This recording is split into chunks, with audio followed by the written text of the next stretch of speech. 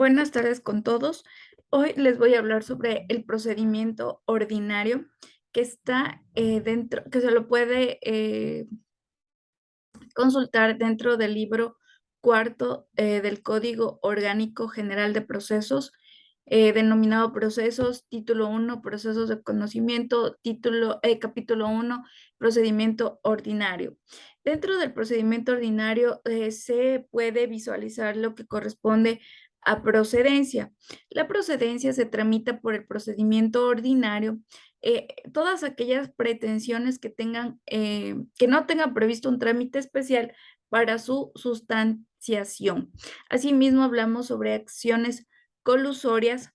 Las acciones colusorias se tramitan en procedimiento ordinario, entre otras, las que priven el dominio, la posesión o la tenencia de algún inmueble o de algún derecho real de uso, usufructo, habitación, servidumbre o anticresis constituido sobre un inmueble o de otros derechos que legalmente pertenecen a un tercero.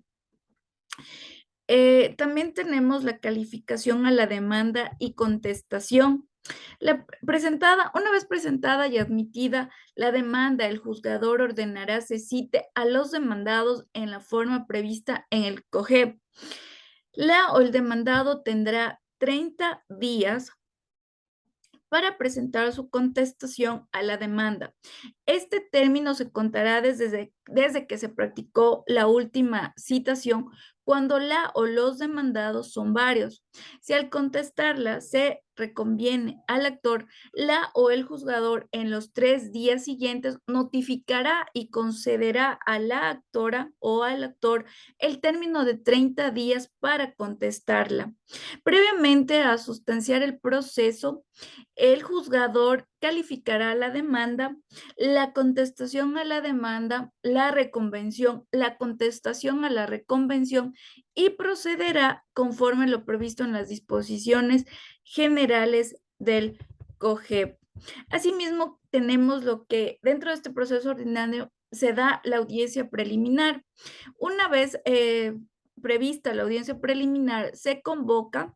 La convocatoria será con la contestación o sin ella, en el término de 3 días posteriores al vencimiento de los términos previstos en el artículo precedente.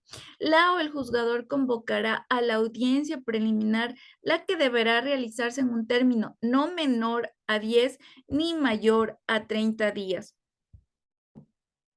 La comparecencia, bueno, aquí en la comparecencia las partes están obligadas a comparecer personalmente a la audiencia preliminar, con excepción que se haya designado a un procurador judicial o procurador común con una cláusula especial o autorización para transigir un delegado en caso de instituciones de la administración pública o se haya autorizado la comparecencia a través de videoconferencia o por algún medio de comunicación de similar tecnología.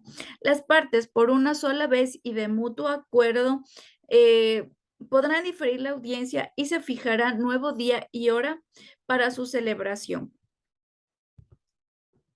Para la audiencia preliminar, o cómo se desarrollará la audiencia preliminar.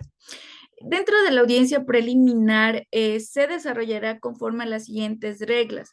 Una vez instalada la audiencia, el juzgador solicitará a las partes se pronuncien sobre las excepciones eh, previas propuestas. De ser pertinentes, serán resueltas en la misma audiencia. Otra regla sería que la o el juzgador resolverá sobre la validez del proceso, la determinación del objeto de la controversia, los reclamos de terceros, competencia y cuestiones de procedimiento que puedan afectar la validez del proceso con el fin de convalidarlo o sanearlo. La nulidad se declarará siempre que pueda influir en la decisión del proceso o provocar indefensión.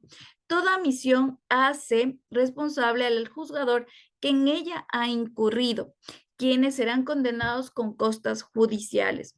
Otra regla sería que el juzgador ofrecerá la palabra a la parte actora que expondrá los fundamentos de su demanda. Luego intervendrá la parte demandada fundamentando su contestación y reconvención en caso de existir. Si la parte actora ha sido reconvenida, la o el juzgador concederá nuevamente la palabra a la parte actora para que fundamente su contestación a la reconvención.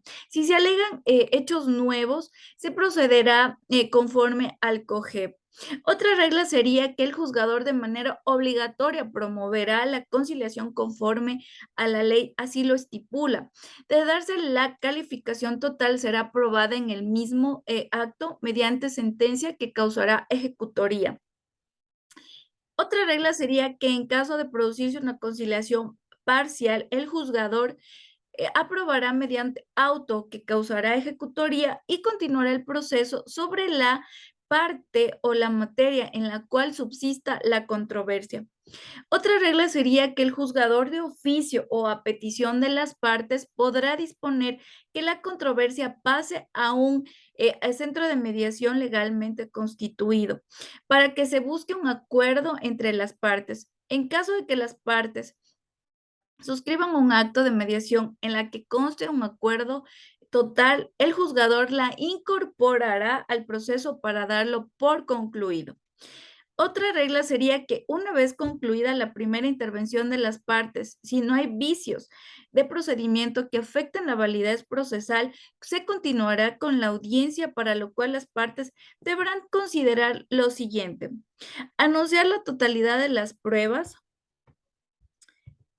que serán anunciar las pruebas que serán presentadas en la audiencia de juicio, formular solicitudes, objeciones y planteamientos que estimen relevantes referidos a la oferta de prueba de la contraparte. La juzgadora podrá ordenar la práctica de prueba de oficio en los casos previstos en el código. Asimismo, solicitará la exclusión, rechazo o inadmisibilidad de los medios de prueba encaminados a probar hechos notorios o que por otro motivo no requieran prueba. Otra forma también que deberán considerar que el juzgador resolverá sobre la inapsibilidad de la prueba cuando, de la prueba conducente, pertinente y útil. Excluirá la práctica de medios de prueba ilegales, incluyendo los que se han obtenido o practicado con violación de los requisitos formales, las normas y las garantías previstas en el código. Asimismo, previstas en la Constitución, los instrumentos internacionales de protección de derechos humanos y el presente código, y que fueron anunciadas por los sujetos procesales. Asimismo, por el caso de las pruebas que deban practicarse antes de la audiencia de juicio, el juzgador, conjuntamente con las partes procesales, harán los señalamientos correspondientes con el objeto de planificar la marcha del proceso. Asimismo, los acuerdos probatorios podrán realizarse por mutuo acuerdo entre las partes procesales o a petición de una de ellas cuando sea innecesario probar el hecho, inclusive sobre la comparecencia de los peritos para que rindan testimonio sobre los informes presentados. El juzgador fijará fecha de la audiencia de juicio. Otra regla que sería como octava: concluidas las intervenciones de los sujetos procesales, el juzgador comunicará motivadamente de manera verbal a los presentes sus resoluciones. Inclusive señalará la fecha de la audiencia de juicio que se considerarán notificados en el mismo acto. Se conservarán las grabaciones de las actuaciones y exposiciones realizadas en la audiencia. Las manifestaciones de dirección de la audiencia, incluso de proposición de fórmulas de arreglo entre las partes, y las ordenadas para el cumplimiento de las actividades previstas en la misma, en ningún caso significarán prejuzgamiento. Por esta causa, el juzgador no podrá ser acusado de prevaricato, recusado ni sujeto a queja. Asimismo, tenemos las resoluciones de excepciones. Las excepciones se las resolverá de conformidad a las siguientes reglas. Si se acepta una excepción previa que no es subsanable, se declarará sin lugar la demanda y se ordenará su archivo. Dos, si se acepta la excepción de defecto en la forma de proponer la demanda, la parte actora subsanará los defectos dentro del término de 6 días, otorgándole a la parte demandada el término de 10 días para completar o reemplazar su contestación y anunciar prueba, atendiendo las aclaraciones o precisiones formuladas. De haberlo, se tendrá a la demanda o a la reconvención por no presentada. Como tercera regla tenemos que si se aceptan las excepciones de falta de capacidad, de falta de personería o incompleta de conformidad o de incompleta conformación de litis consorcio, se concederá un término de 10 días para subsanar el defecto bajo apercibimiento de tener por no presentada la demanda y de aplicarse las sanciones pertinentes. Como cuarta regla tenemos, si el sustento si el asunto es de puro derecho, se escuchará a las partes procesales, las alegaciones de estas partes procesales y el juzgador emitirá su resolución y notificará posteriormente la sentencia por escrito. Terminados los alegatos, el juzgador podrá suspender la audiencia hasta que forme su convicción,